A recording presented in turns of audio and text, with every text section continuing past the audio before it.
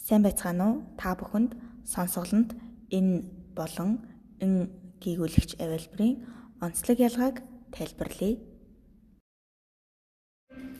Одоо та бүхэнд ин гийгүүлэгч авилбарын хэрхэн хэлэгдэж, хэрхэн сонсогдож байгааг сонирхуулъя.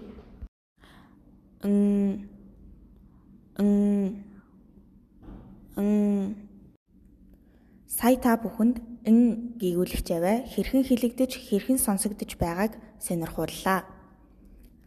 Ин гийгүүлэгч авааг дуудах үед хэлний ар этгээд зөөлөн тагнаад хамжиж, амны хөндий хаагдах бөгөөд хүүхэн хэл доошилж, хамрын хөндий нээгдэхэд түүгээр хийн урсгал гарна. Дууны хөвч хэлбэлцэж хэлэгдэнэ. Сонсголонд ин гийгүүлэгч авилбар нь хит сул, дуутай, хэлний хойгуур, хамжих, хатуу буюу эс тагнаашсан хамрын гийгүүлэгч юм. Үгийн адагт болон дунд хэлний хойгуурах гийгүүлэгчийн өмнө тохиолдно.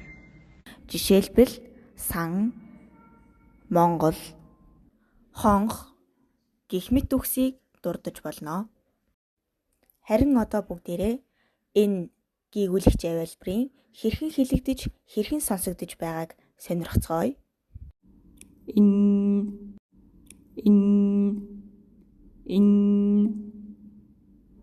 Сая та бүхэнд энэ гийгүүлэгч аваа хэрхэн хэлэгдэж, хэрхэн сонсогдож байгааг сонирхууллаа. Энэ гийгүүлэгч авааг дуудах үед хэлний үзүүр дээд үүдэн шүд ба түүшинд тулж, амны хөндийд битүүмжлэл үүсэх бөгөөд нармай хүүхэн хэл доошилж, хамрын хөндий нээгдэхэд түүгээр хийн урсгал гарна. Дууны хөвч хэлбэлзэж хэлэгдэнэ. Сонсголонд энэ гийгүүлэгч авилбар нь хит сул, дуутай, хэлний урд дур, хамжих, хатуу буюу эс тагнаашсан хамрын гийгүүлэгч юм.